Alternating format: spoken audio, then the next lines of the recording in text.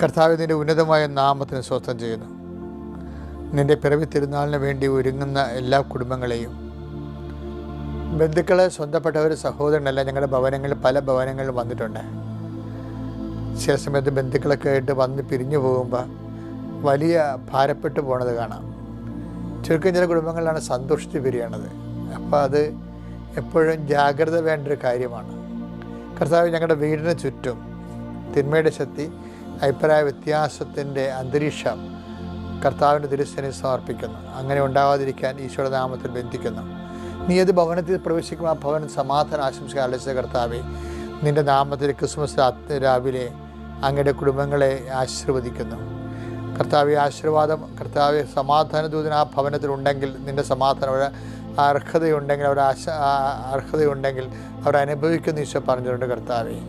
കർത്താവെ, അർഹതയില്ലെങ്കിലും ഇന്ന് സമാധാനം വേണം. കർത്താവിൻ്റെ ഒരു നല്ല ദിവസം അസ്വസ്ഥത ഉണ്ടാവരുത്.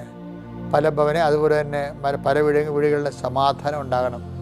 ഒത്തിരിയേറെ വിഷയങ്ങൾ സാത്താൻ ദേവാലയത്തിലും പോകത്തില്ല.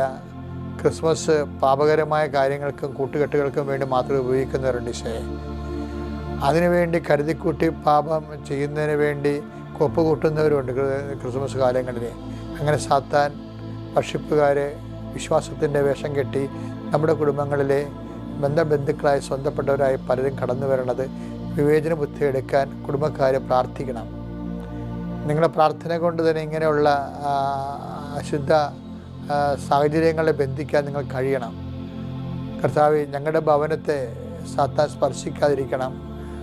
സർവോപരി സ്നേഹം വർദ്ധിക്കണം, ധാരണ വർദ്ധിക്കണം, വിശ്വാസം വർദ്ധിക്കണം, പരസ്പരമുള്ള ഐക്യം വർദ്ധിപ്പിക്കണം. കർത്താവെ, എല്ലാത്തിനും സമർപ്പിച്ച് പ്രാർത്ഥിക്കുകയാണ്.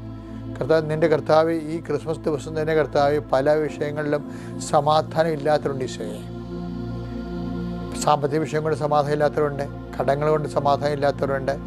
പലതരത്തിലും അവർക്ക് ക്രിസ്മസ് ആണെങ്കിലും എല്ലാവർക്കും സന്തോഷിക്കുമ്പോഴും സന്തോഷമില്ലാത്തവരുണ്ട്. മക്കളില്ലാത്തതിനെ പറ്റി സന്തോഷമില്ലാത്തവരുണ്ട്, ജോലി ഇല്ലാത്തതിനെ പറ്റി സന്തോഷമില്ലാത്തവരുണ്ട്. ഭാര്യ ഭർത്താക്കന്മാർ തമ്മിൽ മാനസികമായിട്ട് അകന്നിരിക്കുന്നത് കൊണ്ടും അല്ലാതെ തന്നെ നാട്ടിലില്ലാത്തത് കൊണ്ടും സന്തോഷമില്ലാത്തവരുണ്ട്. മരണം നടന്നതിൻ്റെ പേരിൽ കുടുംബത്തിൽ ക്രിസ്മസ് ഇല്ലാത്തവരുണ്ട്.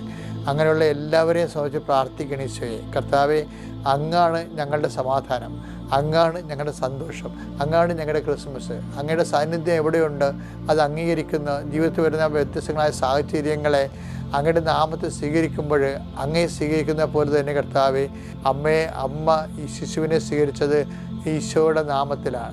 ഈശോയുടെ നാമത്തിൽ തന്നെയാണ്, ദൈവപിതാവിൻ്റെ നാമത്തിലാണ്.